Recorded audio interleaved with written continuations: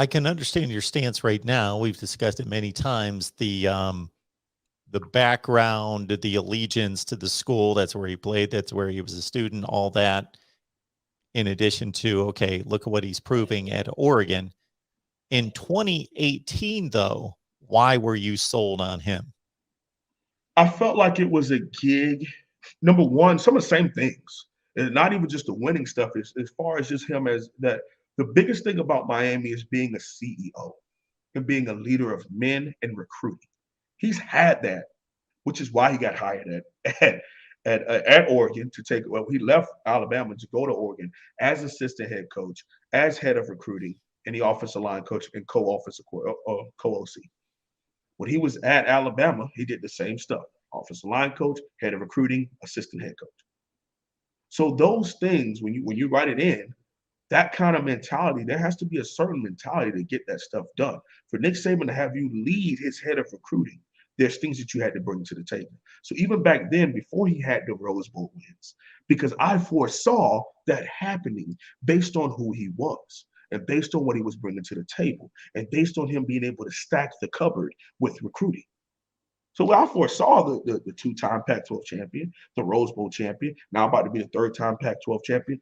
I foresaw that and wanted that here at Miami because you join a conference that's still kind of iffy. ACC and the Pac-12 are very similar. The Coastal and the North are very similar. He could be doing the same thing he's doing there, here, as far as stacking the cupboard, winning recruiting battles, and beating down on a so-so conference. I'd love to go through the Oregon roster and see where these players are coming from, Oh, no problem. I got that. It's all right here. because they're certainly not Last coming. recruiting class, They're certainly not as close as what he would need to recruit at Miami. Mark, last recruiting class, he signed 7 players who were number one in their state. He signed a number one player in Oregon, in Utah, in Arizona, in New York, in Missouri, and he also signed a number one player coming out of Colorado. He signed a number 2 and 3 player coming out of California last season for Oregon. And it's not just offensive linemen. You talk about wide receivers, quarterbacks, running backs, cornerbacks, safeties. He signed number 1 and number 2 inside linebacker last recruiting class with Justin Flo and Sewell.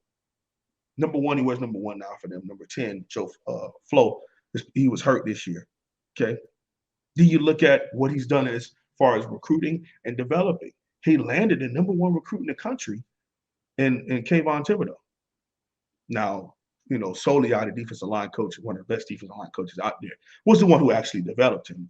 But Penei Sewell, 8th overall pick to the Detroit Lions, you know who his primary recruiter was, man?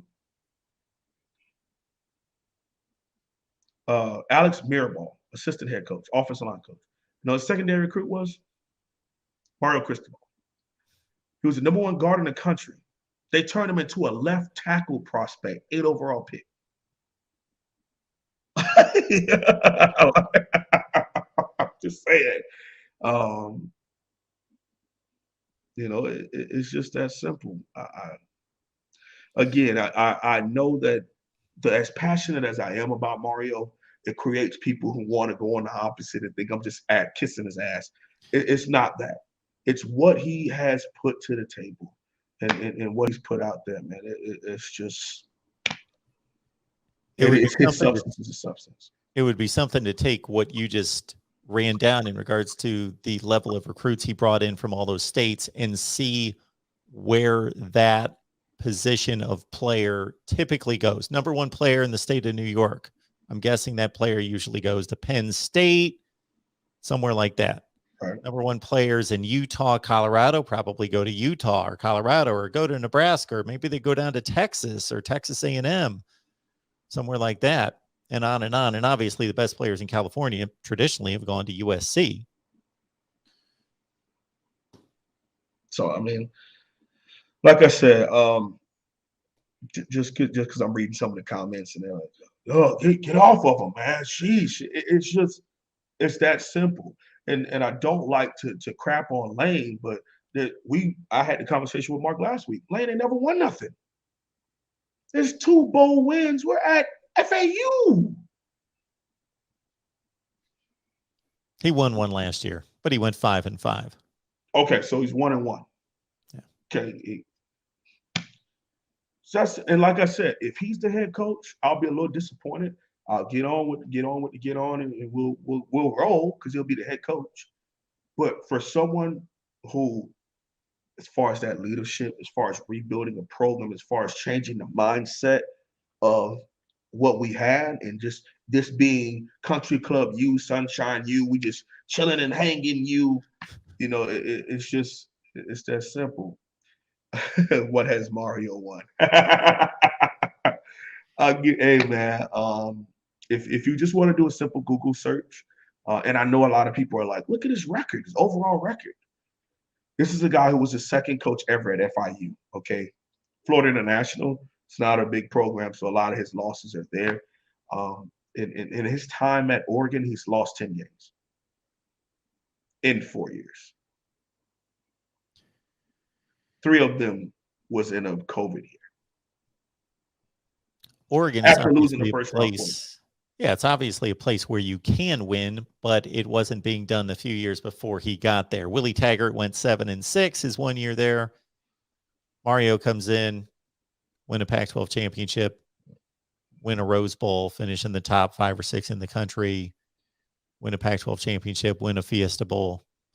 So it's won 2 conference championship games and won 2 major bowl games. WA, can I ask you, is Ohio State at the Horseshoe not a big game? Is the Rose Bowl not a big game? Is the Pac-12 championship not a big game? Don't let that Utah crap fool you. Yes, that was embarrassing. Yes, that's a blind spot that he has to fix. Okay. On the road, find out his mom's sick, gets on a plane a couple days after that to come down to my like. I'm not trying to create an excuse, but that game was really bad to watch.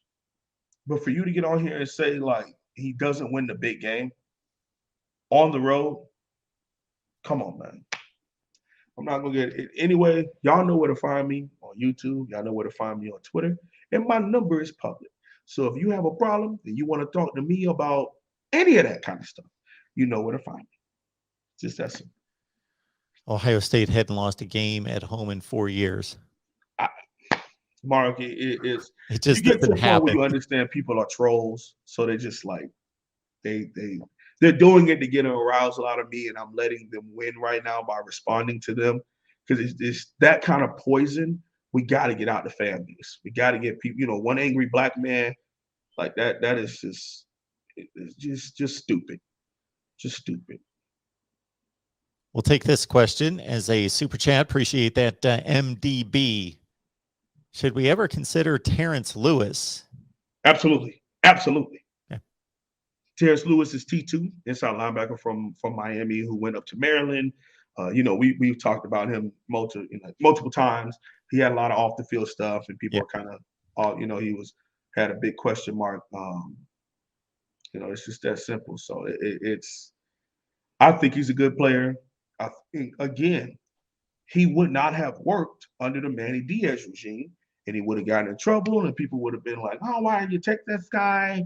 Because he had a lot of off the field issues. Okay, but if you bring him in, that's why it's so important who you hire. It's so important to have structure. It's so important to have true leadership, because when you do have those things, and you do have those people surrounding you, then you're able to take in some of those people, man. Okay. When you're able to bring in some of those people and you're able to help them change their lives and able to surround them with better mental and get them to grow. It's just that simple, man. So I hope that we do make a change and that we're able to allow some of these guys to come home, because they aren't troubled children or cancers. They're people who have a past. And the best thing that you can do for them is to work with them, not kick them off and send them way yonder. I mean, he had Nick Saban had the big rant about the defensive tackle who got in trouble and had made him go through all of that stuff. And he ends up playing 15 years in the NFL for the Panthers, and his daughter goes to Princeton. But if he would have kicked him off the Michigan State team, then maybe he doesn't get that opportunity because he doesn't go make the millions in the NFL. So, these are still people. They still make bad choices. They still fall short sometimes, but aren't we all? There was only one perfect person, and that's why he led the charge, and that's why you follow him as best as you can. And the best thing that you can do is thy neighbor, and just throwing thy neighbor's children to the wayside, and not being there for them when your job is to be that and to help them grow. That stuff is important. It's important.